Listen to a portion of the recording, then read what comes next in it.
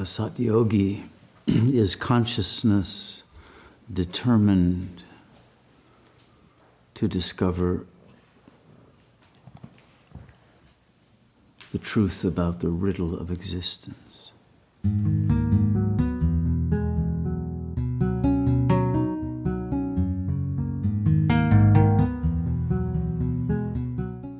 To discover the truth, the yogi must not presuppose that the truth is already known, must not accept some prefabricated version of truth,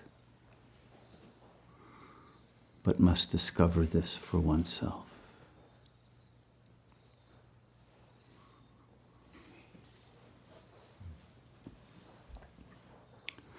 And so the great aphorism of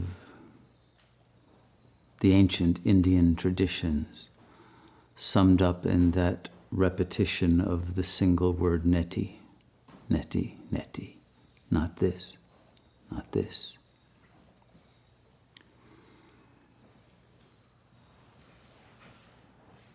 Is the one guidance that is acceptable to a yogi on the path of truth.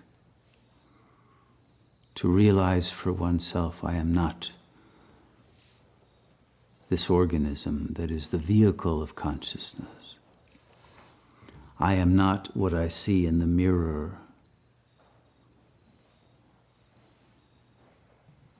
I am not the memories of the past. I am not the thoughts that are built upon the conditionings of those memories. I am not the affects that may arise. I am none of the mental objects that appear, nor the physical objects that are sensed. I am not the experience that I may be having.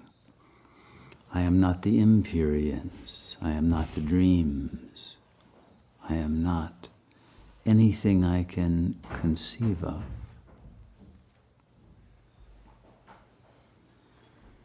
It is that extraction of the self from all of its fixations, identifications, objectifications, that gradually bring consciousness to realize the naked self, the self without qualities, the nirgun self.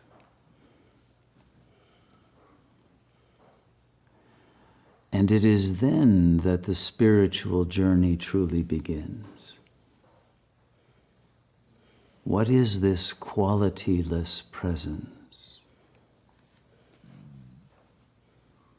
The neti neti takes you to the portal of the real.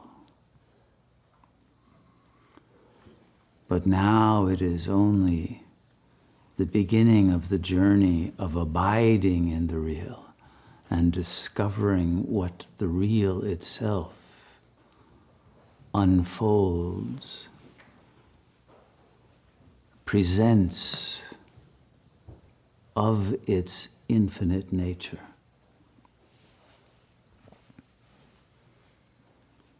And one enters into a hidden dimension, unknowable to the body mind, to the ego mind that sits on the surface of the phenomenal pond and never dives into the depths. It is those depths that begin with the recognition of emptiness.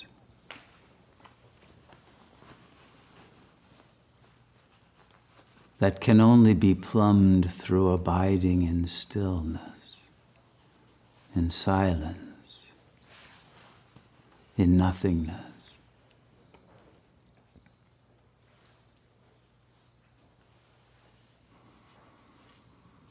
Beyond any sense of an individual I,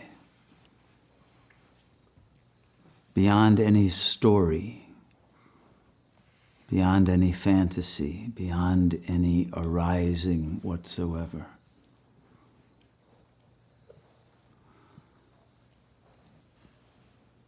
until the fission from that which arises to the consciousness and that which perceives is complete.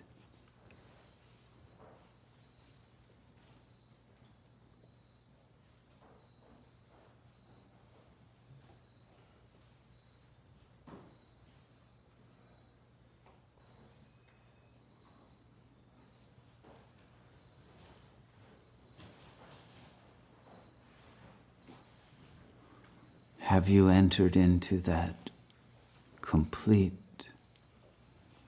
separation from the mind?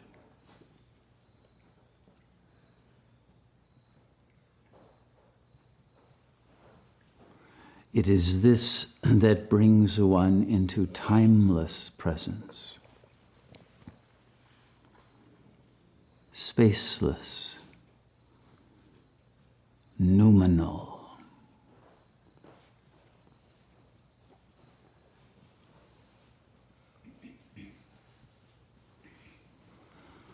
It is here and now in this absolute 0 point that truth is revealed, that the real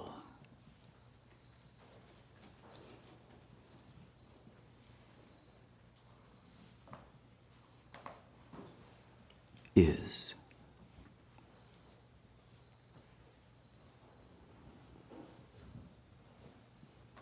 But all desire to grasp, to know, to change, to theorize,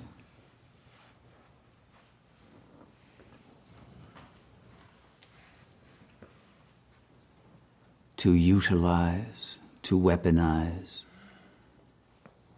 to materialize, to profit from the real, brings one back into the loss of that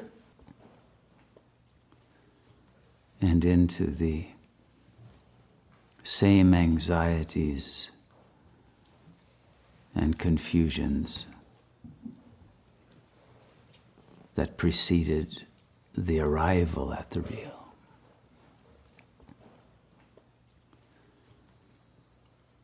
The abidance in the naked truth of the real must be an abidance as the real, not as someone on a tourist trip to take a photograph of the real. There is no return from the real. When the real is encountered fully, then just like the raindrop that falls into the ocean, it can never be retrieved again. Its individuality has been lost forever.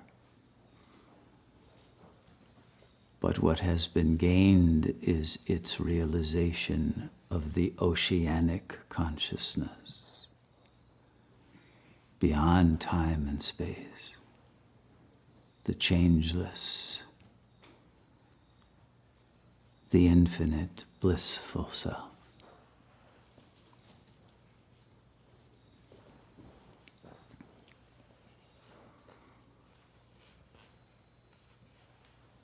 But most raindrops, when they get near the ocean, they stop and they say, oh no, and they try to go back to the cloud. This is what creates hailstorms. And they enter hail realms of inability to commit to unite with the ocean. And they would rather tell stories about how close they got to that ocean, but remain in some cloud of unknowing that confuses itself with the real. But a time comes when the ocean of consciousness can no longer be resisted. Because the gravity of the hailstone has accumulated too much suffering, too much frozenness in its past traumas, too much fear, too much illusory entityhood, too much history, too much sorrow, too much karma to bear. But no matter how large the hailstone, or how small, or how liquefied the drop, all dissolve the same. All are one. There is no difference.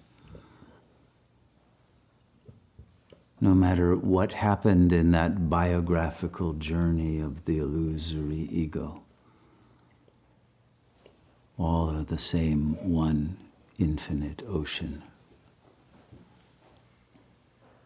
of presence, of intelligence, of bliss. And the ocean is an infinite ocean of laughter, of joy at the realization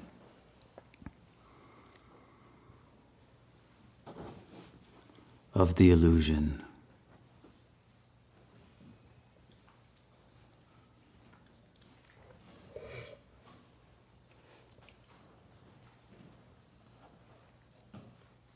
And there is no mind left that would wish for anything other than this eternal liberation.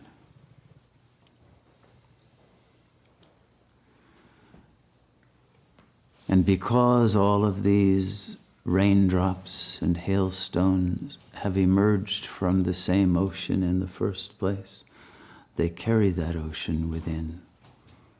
They have never been anything but that ocean.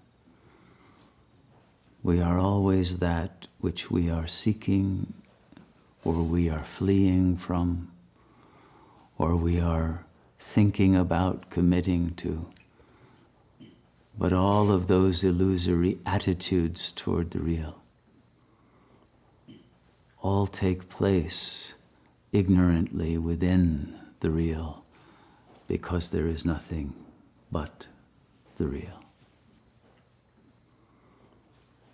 The ocean may extend itself as fog, as clouds, as storms, as every possible permutation of form and energy and activity.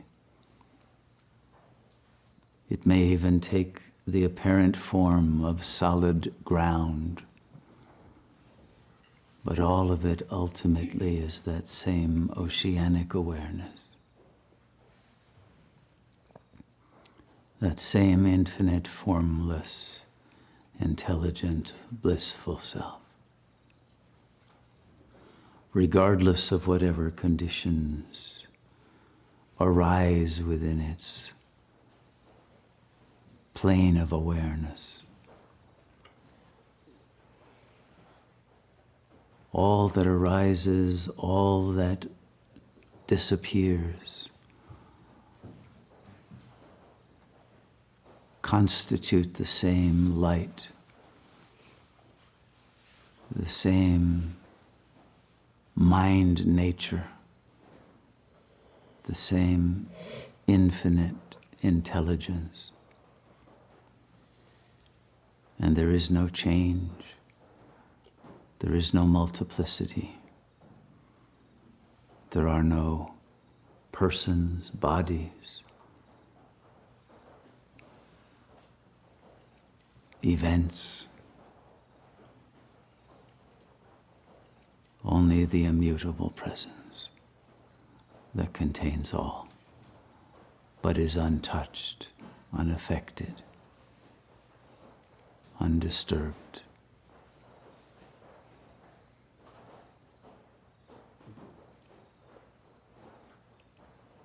once the real has been surrendered to fully, so that there is nothing that remains separate from that, so that no desire for separation remains.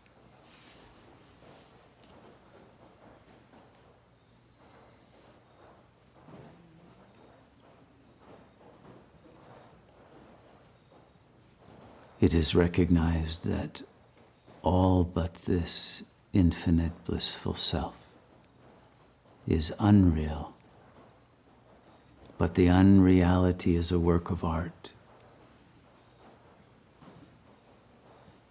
a dream that reflects that level of consciousness that has either chosen the separation of the raindrop or the oceanic wholeness.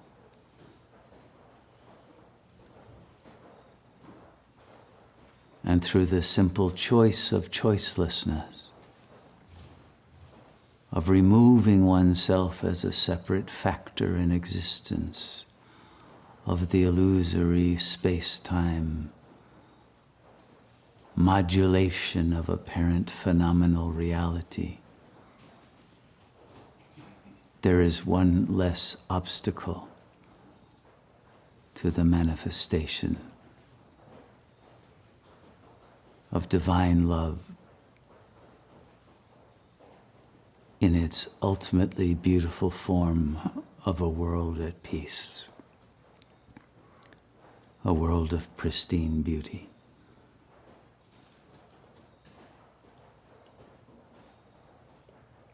A world that manifests the heart of goodness as an object of experience to itself.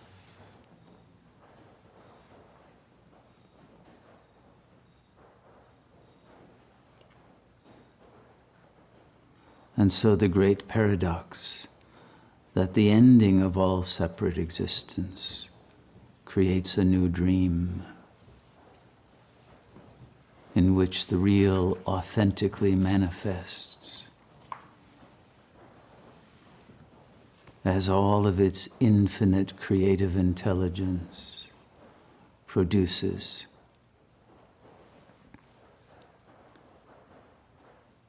every sort of joy, every sort of insight, every kind of nobility, majesty, royalty, beauty that God can conjure up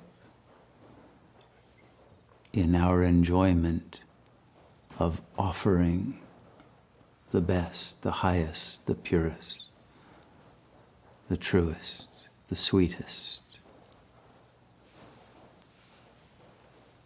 to each manifestation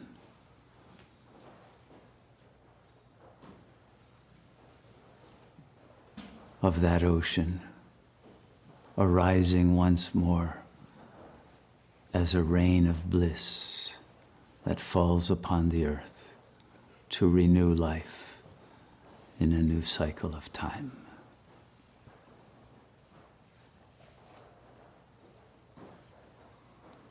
It is this atmic hydrological cycle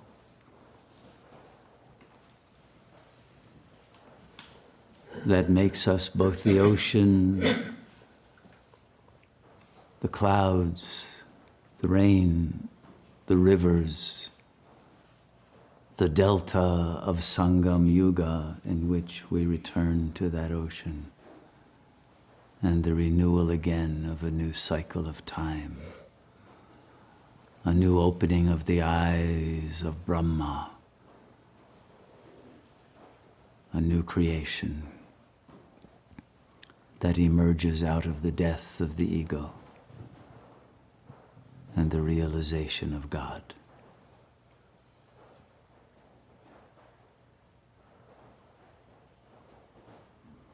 May we have the courage and the wisdom to drop into that ocean forever. The illusion of time and space will go on, but will go on with beauty and goodness. And even the memory of the darkness of Kali Yuga will be erased.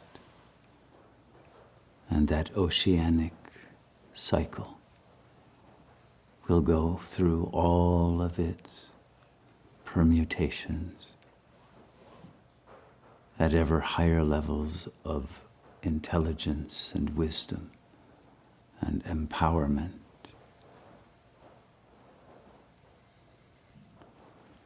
And every sort of experience, every learning,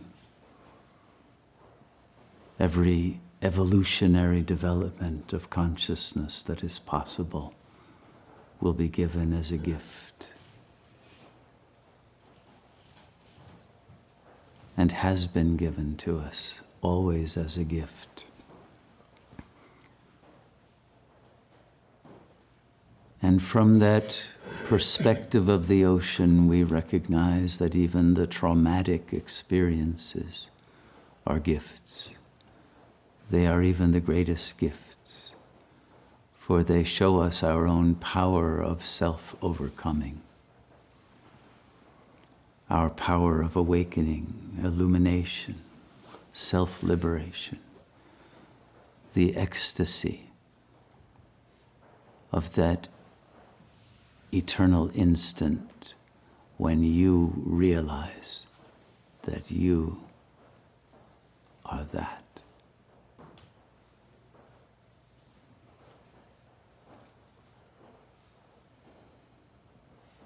And this eternal instant is always now.